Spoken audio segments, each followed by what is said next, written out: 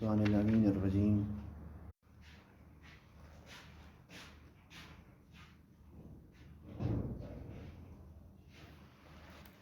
اللہ علی محمد وأہل بیتہ طیبین الطاہرین ولعن دائم علی اعدائہم اجمعین اما بعد نعم من له قوة الحدس یستغنی عن الحرکتین الاولیین وإنما ينتقل رأسا بحركة واحدة من المعلومات إلى المجهول وهذا معنى الحدس۔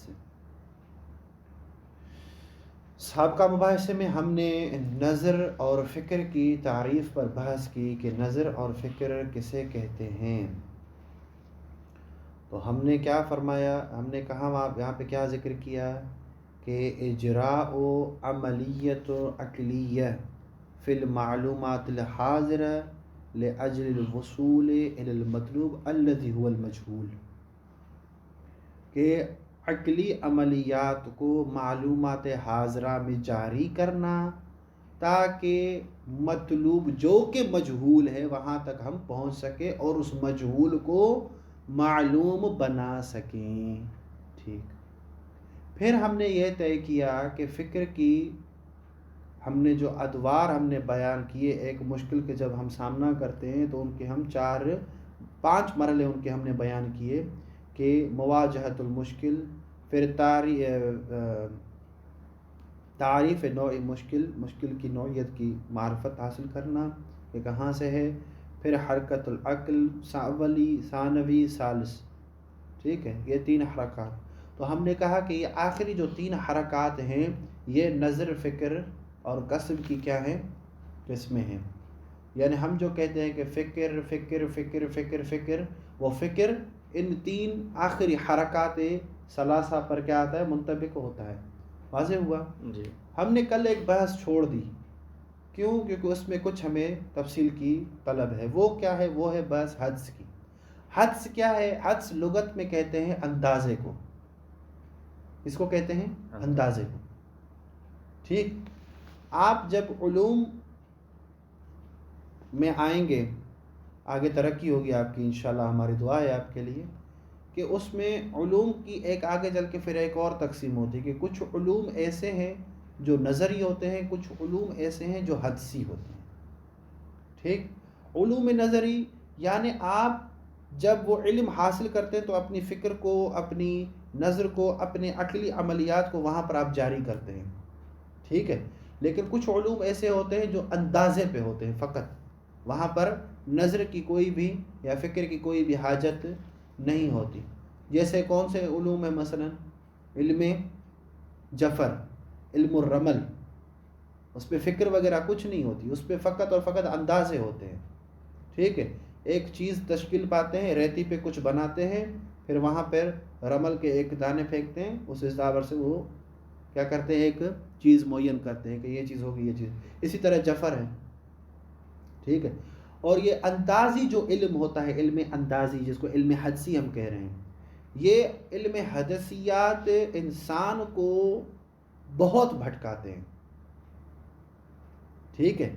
لیکن ایک حدث کا قسم وہ ہے جو انسان اپنی فکر کو استعمال کر کر کے اپنی عقل کو اس نے اتنی تمرین کرائی ہوتی ہے کہ بلمحۃ الفکر سرعتاً مشکل آ گئی اس کا حل بتا دیتا ہے۔ یہ علم حدسی اور ہے، ٹھیک۔ اس علم حدسی جو ہم نے ابھی بتایا آپ کو، جو اندازے والا علوم ہے، اور یہ علم حدسی جو ابھی ہم آپ کو بتا رہے ہیں کہ تمرین عقلی کے بعد ذہن اس مقام تک پہنچ جاتا ہے کہ مواجہۃ المشکل کر کے ڈائریکٹ کیا کر جاتا ہے، ایصال المطلوب ہو جاتا ہے، ٹھیک۔ نوع مشکل کی طرف آپ متوجہ ہوئے، مسئلے کو آپ نے فوراً ہی حل کر دیا۔ اس علم حدسی کی یہ کیا ہے، یہ ممدوح ہے، اور جو وہ دوسرا ہے وہ ممدوح نہیں ہے۔ جیسے علم نجوم مذموم ہے، اندازہ لگایا جاتا ہے نجوم سے فقط اور فقط ایک چیز کے حادث ہونے کا، واقع ہونے کا، لیکن وہ قطعی ہوتا ہے، وہ قطعی نہیں ہوتا، وہ یقینی نہیں ہوتا، ٹھیک ہے۔ ایک اندازہ ہوتا ہے، ٹھیک ہے؟ تو حدس کی لغوی معنی کیا ہے؟ اندازہ،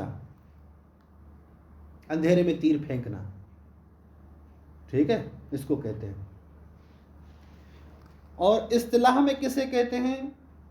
اصطلاح میں کہتے ہیں اجتماع امور معلومہ یحصل منها فی الذہن امر المجہول، یعنی جو امور معلومہ آپ کے ذہن میں موجود ہیں ان کو جمع کرنا تاکہ ان میں سے امر مجہول کو کیا کیا جائے؟ حاصل کیا جائے، ٹھیک ہے؟ جی حدس کی تعریف اصطلاحی کیا ہے؟ اجتماع امور معلومہ یحصل منها فی الذہن امر المجہول، واضح؟ امور معلومہ کو جمع کرنا اپنے ذہن میں تاکہ ان میں سے امر مجہول کو حاصل کیا جائے فوراً، ٹھیک ہے؟ جی اچھا، یعنی جیسے ہی مشکل آپ کے سامنے پیش آئی، آپ نے فوراً اس کا نتیجہ نکال کر مسئلے کا جواب دے دیا۔ یہ جو حدس ہے کہ آپ پہلی دو حرکتوں کی طرف نہیں گئے، یعنی آپ معلومات حاضرہ میں پہلے جا کر وہاں پر آپ نے دیکھا کہ میری کون سی معلومات ہے جو اس نوع مشکل کو حل کر سکتی ہیں، پھر دوسری طرف آئے، آپ نے وہ ایک معلومات کو تالیف دی، تشکیل دی تاکہ وہ اس کے ذریعے آپ اس مشکل کو حل کر سکیں۔ آخر میں کیا ہوتا ہے کہ آپ معلوم سے مجہول کی طرف حرکت کرتے ہیں۔ تو یہ جو تین حرکتیں ہم نے بیان کی، ان میں جو پہلی دو حرکتیں تھیں، معلومات حاضرہ میں آپ کا چھان بین کرنا، پھر وہاں سے ایک قانون بنانا جہاں سے آپ اس نوع مشکل کو حل کر سکیں، حدس میں پہلی دو حرکتیں نہیں ہوتی۔ تیسری جو حرکت ہے معلومات سے مجہول کی طرف جانا اور مجہول کو معلوم بنانا، یہ کیا ہے؟ صرف اور صرف حدس میں یہ تیسری حرکت پائی جاتی ہے اور کچھ بھی نہیں۔ اور ہم نے کیا کہا کہ فکر کس کو کہتے ہیں؟ ان تینوں حرکتوں کو کہتے ہیں۔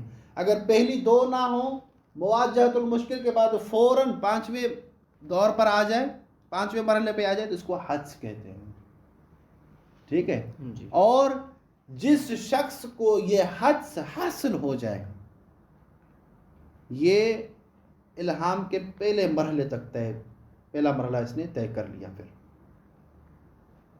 ٹھیک ہے، الہام کا پہلا مرحلہ درجہ طے کر لیا، اسی کو کہتے ہیں کہ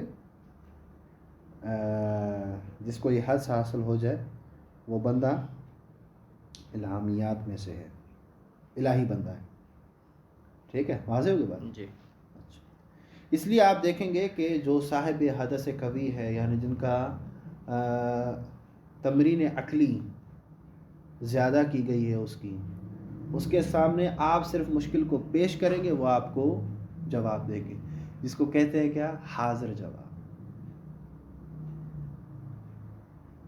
ٹھیک ہے؟ پھر حاضر جواب کی دو قسمیں ہیں، ایک مرتبہ وہ جواب نقضی ہوگا، ایک مرتبہ وہ جواب نقضی نہیں ہوگا، حلی ہوگا۔ واضح انشاءاللہ؟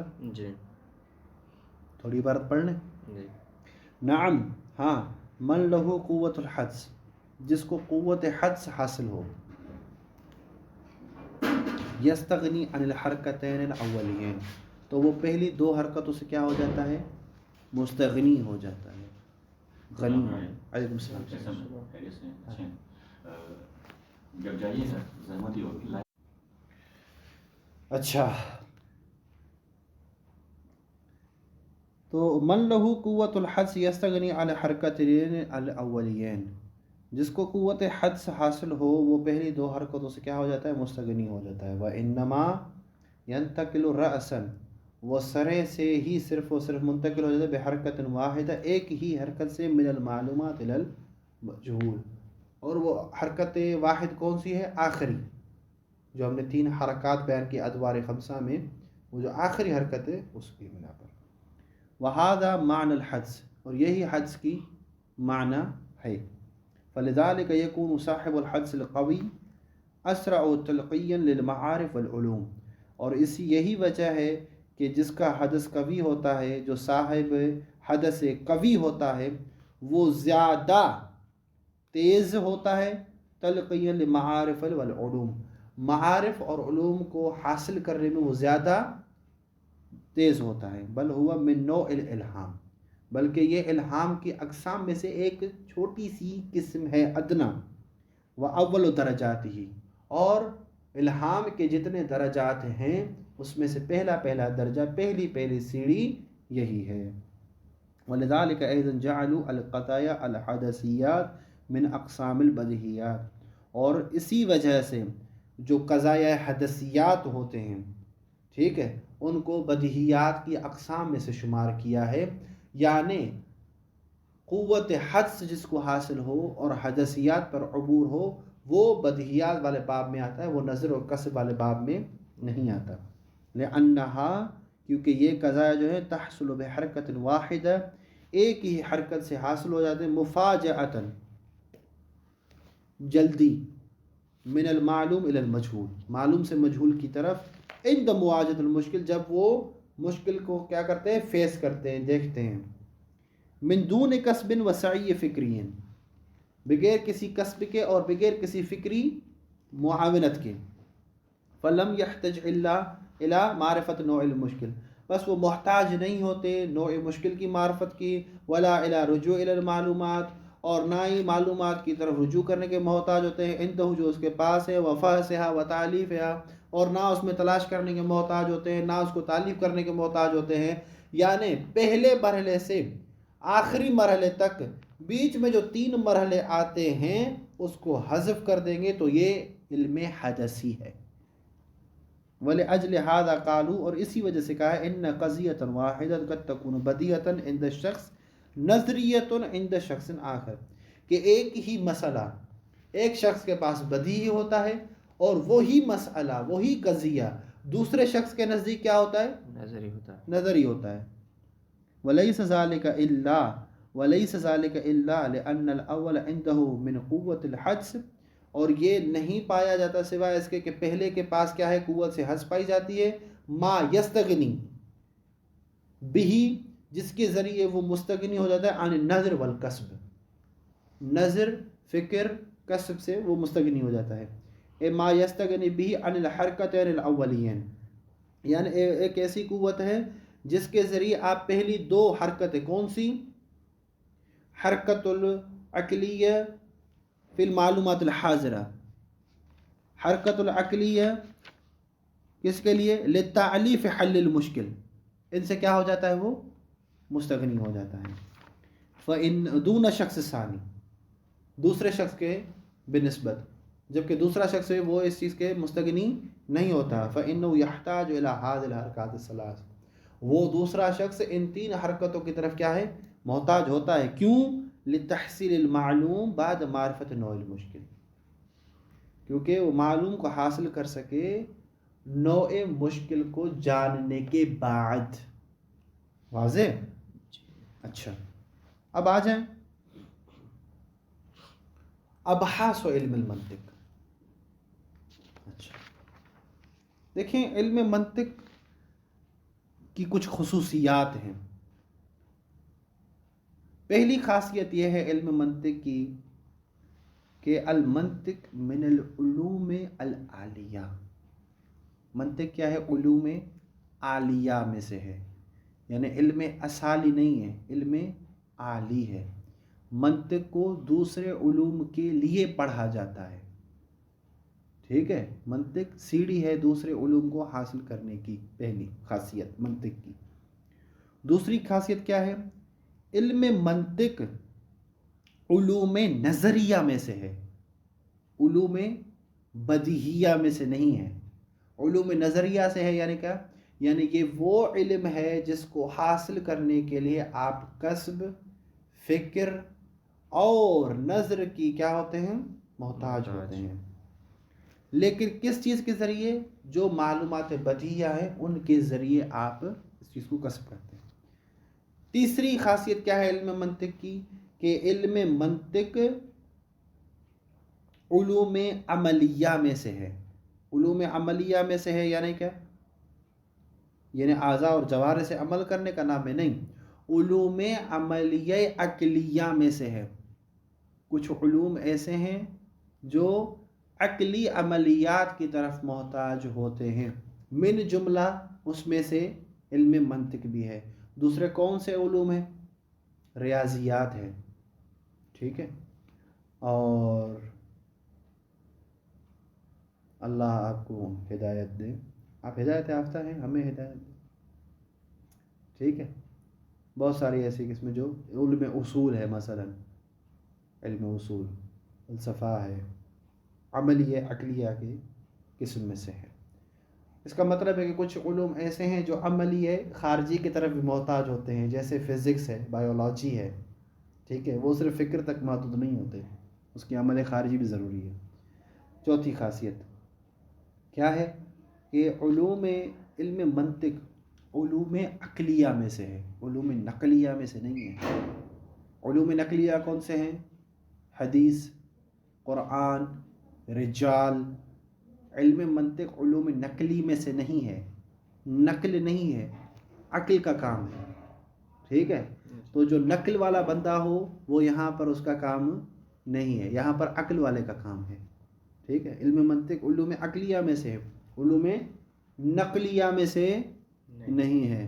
یہاں پر نقل بے معنی استنساخ نہیں ہے، فوٹو کاپی نہیں ہے، ٹھیک ہے۔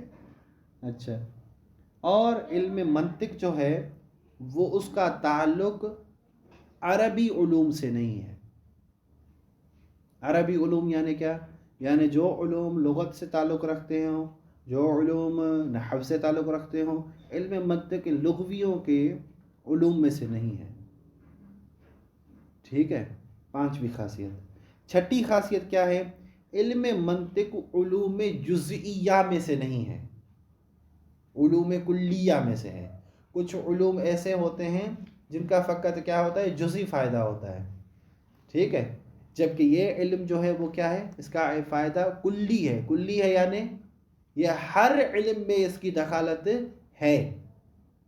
جو بندہ یہ کہتا ہے کہ نحو میں آپ علم منطق کو کیوں لے آئے، یعنی وہ علم منطق کو کلی نہیں مانتا، وہ جزئی مانتا ہے۔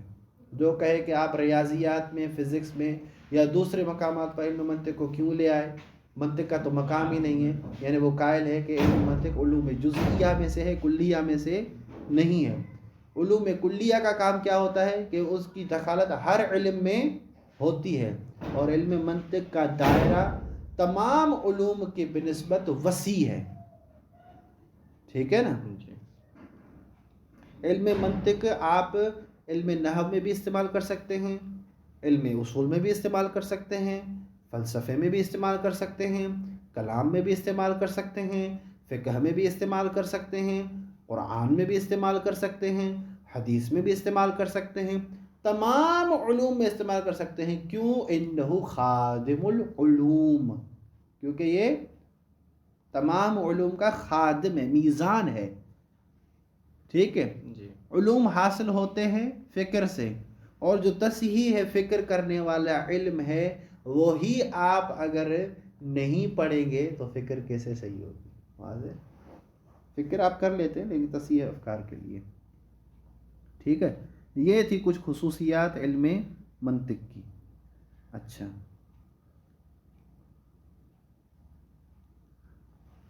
اس کے علاوہ یہ جو وہ خصوصیات تھی جو ہم نے بیان کی، مرحوم مظفر کون سی خصوصیات بیان کرتے؟ توجہ فرمائیے گا۔ ابحاث المنطق، منطق کی ابحاث، یعنی ہم نے منطق کے بحوث کو کس طرح مرتب کیا ہے اور ہم نے اس کی کس طرح تقسیم کی ہے۔ علم المنطق انما يحتاج الیہ لتحصیل علوم النظریہ، علم منطق وہ علم ہے جس کی طرف علوم نظریہ کو حاصل کرنے والا محتاج ہوتا ہے، علوم نظریہ حاصل کرنے والا، یعنی جو علوم بدیہیہ والے ہیں وہ علم منطق کی طرف محتاج نہیں ہوتے۔ لأنہ، کیونکہ یہ علم منطق کیا ہے؟ وہ مجموعۃ قوانین الفکر والبحث، فکر کے تمام قوانین اور بحث کے قوانین، فکر اور بحث کے قوانین، فکر اور بحث کے قوانین کے مجموعے کا نام ہے، ٹھیک ہے نا۔ اما ضروریات، لیکن جہاں تک کام ہے بدیہیات کا، فہی حاصلۃ بنفسہا، وہ خود بخود حاصل ہو جاتی ہے، بل ہی بلکہ یہ جو ضروریات ہے رأس المال اصلی، یہ اصلی رأس المال ہوتی ہیں، یعنی یہ ہوں گی تو ہمیں دوسری چیزیں حاصل ہو سکتی ہیں. ٹھیک ہے. ایک منطق میں ایک مقولہ بھی مشہور ہے کہ ہر نظری بدیہی کی طرف محتاج ہوتی ہے. اگر تمام کے تمام علوم نظری ہوں اور کوئی اس میں سے علم ہمارے پاس بدیہی نہ ہو تو اس سے تسلسل لازم آتا ہے. تسلسل لازم آتا ہے یعنی ترتیب الامور الی ما لا یتناہی، امور کو مترتب کرنا غیر منتہی مقام پر، یعنی وہ منتہی نہ ہوتا. یہ تسلسل باطل ہے. لہذا کچھ بدیہیات کا ہونا ضروری ہے جو رأس مال ہوتی ہیں. لکاسب العلوم، علوم کو حاصل کرنے والوں کے لیے یہ بدیہیات کیا ہوتی ہیں؟ رأس المال ہوتی ہیں. یکتسب بہی، اس کے ذریعے علوم کو حاصل کیا جاتا ہے. کیوں؟ لیربح المعلومات النظریہ المفقودات عنده، کیونکہ جو معلومات نظریہ اس کے پاس مفقود ہیں ان کو حاصل کر سکے، اس کا فائدہ اور لطف اٹھا سکے. فَإِذَا اكتسب مقدارا من النظریات، پس جب نظریات کی کچھ مقدار اس کے پاس حاصل جب ہو جاتی ہے، زاد رأس مالہ بزیادت معلومات ہی، تو اس کا جو رأس مال بدیہیات ہے اس میں اضافہ ہونا شروع ہو جاتا ہے. ٹھیک ہے. پھر آپ کے پاس 5 بدیہیات تھیں، اب نظری کے ذریعے حاصل کرتے کرتے کرتے کرتے وہ 5 50 بن گئی، پھر حاصل کرتے کرتے کرتے وہ 50 سے 500 بن گئی. ٹھیک ہے جی. فیستطیع، بس یہ انسان پھر مستطیع ہوتا ہے، قوت حاصل ہوتی ہے ان یکتسب معلومات اکثر، کہ زیادہ سے زیادہ معلومات کو کیا کر سکے؟ کسب کر سکے. لأن ربح التاجر عادة يزيد كلما زاد ثروة المالية، کیونکہ ایک تاجر، یہ مثال دے رہے ہیں، ایک تاجر کو بھی ربح عادتاً تبھی حاصل ہوتا ہے جب اس کے مالی ثروت جو ہے وہ بڑھتی رہے. ٹھیک. وہکذا طالب العلم، اور اسی طرح طالب علم بھی ہے. کلما اکتسب، جب وہ کسب کرتا رہے گا، تزید ثروتہ العلمیہ، تو اس کی علمی ثروت میں، علمی مالیت میں بھی کیا ہو جاتا ہے؟ اضافہ ہوتا جاتا ہے. وتتسع تجارتہ، اور اس کی تجارت بھی وسیع ہو. تجارت یعنی کیا؟ یعنی علوم نظریہ میں اس کے فکر کو جولان جاری رہتا ہے، آنا جانا. فیتضاعف ربحہ، اور اس کا ربح جو اس کا جو فائدہ ہے وہ دن بدن بڑھتا جاتا ہے، ڈبل ہوتا جاتا ہے. بل تاجر العلم مضمون الربح، بلکہ جو علم کا تاجر ہے اس کا ربح حتمی ہے. اس کا ربح کیا ہے؟ حتمی ہے. لا کا تاجر المال، مال کا جو تاجر ہے، جو مال پہ تجارت کرتا ہے، کبھی اس کو نقصان بھی ہوتا ہے، کبھی اس کو فائدہ بھی ہوتا ہے. لیکن علم کا جو تاجر ہے، علم ضامن ہے اس کو فائدہ دینے کا، علم ہمیشہ فائدہ دیتا ہے. لیکن یہاں سے ربح سے مراد یہ نہیں ہے کہ یعنی آخرت میں کامیابی. ربح سے مراد یہاں پر آخرت کی کامیابی نہیں ہے، بلکہ اس سے مراد ربح مادی ہے، معلومات کا بڑھنا. ٹھیک ہے. تاکہ یہ بندہ جو شخص ہے دنیا میں آگے چلتے چلتے کہیں پر بھی اس کو اٹکان نہیں آئے، رکاوٹ نہیں آئے. اچھا. وعلم المنطق یبحث عن کیفیت تعلیف المعلومات المخزونہ عنده. ٹھیک. اب یہ کہتے ہیں کہ علم منطق کا موضوع کیا ہے. اولاً تو موضوع کے بارے میں علماء کا اختلاف ہے کہ آیا ہر علم کے لیے موضوع کا ہونا ضروری ہے یا موضوع کا ہونا ضروری نہیں ہے. اور موضوع کی تعریف کیا ہے؟ ما یبحث فیہ عن عوارض ذاتیہ، یعنی موضوع وہ چیز ہوتی ہے جس میں اس علم کے عوارض ذاتی سے بحث کیا جاتا ہے. ٹھیک ہے. عارض ذاتی یعنی کیا؟ یعنی آپ اس علم کا جو بھی مسئلہ اٹھائیں گے اس میں یہ موضوع ضرور پایا جاتا ہے. جیسے کہ علم نحو کا موضوع کیا ہے؟ کلمہ اور کلام. آپ جو چیز نحو میں سے اٹھائیں گے وہ یا کلمہ ہوگی یا کلام ہوگی، اس سے خالی نہیں ہوگی. ٹھیک ہے. اسی لیے بعض بزرگان کہتے ہیں علماء منطق کہ آپ علم منطق کو جب بھی اٹھائیں گے تو اس کا موضوع معرف اور حجت ہے، یا جو آپ علم منطق کا جو مسئلہ اٹھائیں گے وہ یا معرفات میں سے ہوگا یا حجت میں سے ہوگا، ٹھیک ہے. لیکن مرحوم مظفر موضوع کے قائل نہیں ہے، کہتے ہیں ہر علم کا موضوع ہونا ضروری نہیں ہے، بلکہ ہر علم کی غرض و غایت اس میں وہ چیزیں آ جاتی ہیں، ٹھیک ہے. اب یہ جو پیش کر رہے ہیں وہ کیا ہے، یہ غرض پیش کر رہے ہیں. وعلم المنطق يبحث عن كيفية تعلیف المعلومات المخزونة عندهم، علم منطق جو ہے بحث کرتا ہے کس سے، وہ جو معلومات آپ کے پاس موجود ہیں اس کی کیفیت تعلیف، کہ آپ ان معلومات کو آپس میں جوڑیں کیسے اور اسے ایک نتیجہ کیسے نکالیں، اس سے بحث ہوتا ہے. لیتوصل بہا، تاکہ وہ جو معلومات مخزونہ آپ کے پاس ہے اس کے ذریعے آپ کہاں پہنچے، الی الربح، اس فائدے کی طرف، بتحصیل المجہولات، جو مجہولات کو حاصل کرنے سے حاصل ہوتا ہے، ٹھیک ہے. وَإِضَافَتُهَا إِلَى مَا عِنْدَهُ مِنَ الْمَعْلُومَات، اور جو اس کے پاس معلومات موجود ہے اس میں اضافے کے لیے، ٹھیک ہے. آپ کے پاس بہت سارے قضایا آپ کے سامنے پیش آئیں، ٹھیک ہے، آپ اس کو جب تک آپس میں جوڑیں گے نہیں، نتیجہ نہیں نکالیں گے تو آپ کے معلومات میں اضافہ نہیں ہوگا. وَيُبْحَثُ تَارَةً عَنْ مَعْلُومِ تصوری، تو ایک مرتبہ یہ علم منطق بحث کرتا ہے معلومات تصوری سے. وَيُسَمَّى الْمُعَرِّف، جس کو علم منطق میں کیا کہتے ہیں، معرف، یا اس کا دوسرا نام کیا ہے، قول الشارح ہے، آگے ہم پڑھیں گے اس کی تفصیل. لِلتَّوَسُّلِ بِهِ إِلَى الْعِلْمِ بالمجہول، کیونکہ بالمجہول تصوری، کیونکہ اس کے ذریعے ہم مجہول تصوری کے علم کی طرف کیا کہتے ہیں، پہنچتے ہیں، اس کو حاصل کرتے ہیں. وَيُبْحَثُ اُخْرَى، اور علم منطق دوسری مرتبہ بحث کرتا ہے کس سے، عن المعلوم تصدیقی، معلومات تصدیقیہ سے. وَيُسَمَّى الحجہ، جس کو کیا نام دیا گیا ہے، نام کیا دیا گیا اس کو، حجت، ٹھیک ہے. لِيَتَوَسَّلْ بِهِ إِلَى الْعِلْمِ بِالْمَجْهُولِ تصدیقی، تاکہ اس سے حجت کے ذریعے آپ مجہول تصدیقی تک پہنچ سکیں. وَالْبَحْثُ عَنِ الْحُجَّةِ بِالنَّحْوَيْنِ، اور جب آپ بحث حجت میں آئیں گے تو وہاں پر حجت میں دو طرح سے بحث ہوگی. پہلی بحث کون سی ہوگی کہ آپ ان دلیلوں کو آپس میں بنائیں کیسے، تالیف کیسے ہو. تالیف کرنے کے بعد پھر ہوگا کہ اس جو آپ تالیف کر رہے ہیں صغرا کبرا بنا رہے ہیں، پھر نتیجہ نکال رہے ہیں، پھر اس کا عکس مستوی بنا رہے ہیں، پھر اس کا عکس نقیض بنا رہے ہیں، ٹھیک ہے، یہ یا پھر اس کا عکس، تمام تر جو قیاسات ہیں وہ بیان کرنے کے بعد، ہے تو تالیف کے بعد آپ بحث کریں گے کہ یہ جو آپ صغرا کبرا لے رہے ہیں ان کا مادہ کہاں سے آتا ہے، صغرا کہاں سے بنتی ہے، کبرا کہاں سے بنتی ہے. مادۃ القیاس سے، حجت میں دو چیزوں سے بحث ہوگا. ایک تعلیف جو آپ کرتے ہیں صغرا کبرا کی، کہ پہلے صغرا ہونا چاہیے پھر کبرا ہونا چاہیے، پھر اس کے اشکال اربع سے بحث کرتے ہیں، شکل اول ثانی ثالث رابع، پھر اس کے بعد آپ بحث کرتے ہیں کہ عکس نکالیں، عکس مستوی نکالیں، عکس نقیض نکالیں، اس کا نقیض بنائیں، ٹھیک ہے. پہلے اس میں پھر آپ نے جو صغرا میں بحث رکھی، صغرا میں جو جملہ پیش کیا ہے اور جو کبرا میں جملہ پیش کیا ہے، یہ آپ لائے کہاں سے ہیں، مادۃ القیاس سے پھر بحث ہوگا. والبحث عن الحجت بالنحوین، حجت سے بحث دو طرح کا طریقے سے ہوگا.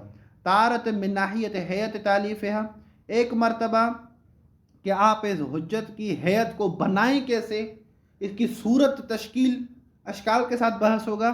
وَأُخْرَى مِن ناحیت مادت قضایاہا، کہ آپ اس حیت تالیف میں جو قضایا، جو مسئلے، جو جملے لا رہے ہیں وہ آپ کہاں سے لے آئے ہیں. وہ البحث عن صناعت الخمس، اور یہی صناعت خمس کی بحث ہے. وَلِكُلِّ مِنَ الْبَحث عن المعرف والحجت مقدمات، اور دونوں بحثیں جو ہیں، ایک حجت دوسری کیا، معرف، ان دونوں کے لیے کچھ مقدمات ہیں. فَأَبْحَاثُ الْمَنْطِقِ نَزَعُهَا فِي 6 أَبْوَابٍ، اسی وجہ سے ہم نے منطق کے ابحاث کو 6 بحثوں میں کیا کیا ہے، وضع کیا ہے. دیکھیں، معرف تک پہنچنے کے لیے آپ کو پہلے الفاظ کے ساتھ بحث کرنی پڑے گی، پھر کلیات کے ساتھ بحث کرنی پڑے گی، پھر تقسیم کے ساتھ بحث کرنی پڑے گی، آخر میں آپ معرف تک آئیں گے، ٹھیک ہے جی، توجہ فرمائی آپ نے. اسی طرح جب آپ قضایا کو کیا کریں گے؟ تشکیل دیں گے، شکل بنائیں گے، شکل اول، شکل ثانی، شکل ثالث، شکل رابع. پھر آپ اس کے عکس بنائیں گے، عکس نقیض، عکس مستوی، نقیض، تناقض. یہ جب آپ بنائیں گے تو اس سے پہلے آپ مقدمتاً کس سے بحث کریں گے کہ قضیہ کسے کہتے ہیں، قضیے کی کتنی اقسام ہوتی ہیں، شرطیہ ہوتا ہے، حملیہ ہوتا ہے. یہ سارے پہلے مقدمتاً بحث کر کے پھر آپ حیث تعلیف پر آئیں گے. ٹھیک ہے؟ تو مصنف کیا کہتے ہیں کہ معرف اور حجت تک پہنچنے کے لیے کچھ مقدماتی ابحاث بھی ہم نے ذکر کی ہیں. الجزء الاول، پہلے جز میں ہم کیسے بحث کریں گے؟ الباب الاول، اس میں سے پہلا باب جو مقدمہ ہوگا کس کے لیے؟ معرف کے لیے. فی مباحث الفاظ، وہ مباحث الفاظ کے بارے میں ہوگا. الباب الثانی، اور دوسرا باب جو مقدمہ بنے گا کس کے لیے؟ معرف کے لیے، مباحث الکلی. اور تیسرا جو اصل ہے جس سے ہم بحث کریں گے فی المعرف وتلحق به القسم، معرف کے ساتھ بحث کریں گے اور اس کے ساتھ ہم تقسیم کا بحث اس کے ساتھ ملحق کریں گے. الجزء الثانی، دوسرے جز میں ہم کس سے بحث کریں گے؟ الباب الرابع، چوتھا باب، فی القضایا و احکامها، کہ قضایا اور اس کے احکام کیا ہیں. قضیہ شرطیہ تو اس کا حکم کیا ہے، قضیہ حملیہ تو اس کا حکم کیا ہے. ٹھیک ہے؟ یہ مقدمہ ہوں گے کس کے لیے؟ کس کے لیے مقدمہ ہوں گے؟ حجت کے لیے. احسنتم. پھر باب خامس میں آئیں گے، الباب الخامس فی الحجت و ہیئت تعلیفها. حجت میں آئیں گے اور وہاں پر ہم کس سے بحث کریں گے؟ تعلیف کی صورت کہ کیسے بنائیں. اس کے بعد ہم آخر میں آئیں گے کہ یہ سارے جو 5 باب ہیں، یہ جو اوپر باب 5 ابواب نے پڑھے، یہ سارے مقدمے ہوں گے باب سادس کے لیے، صنعت خمس کے لیے. وصلی اللہ علی محمد و اہل بیتہ الطیبین الطاہرین.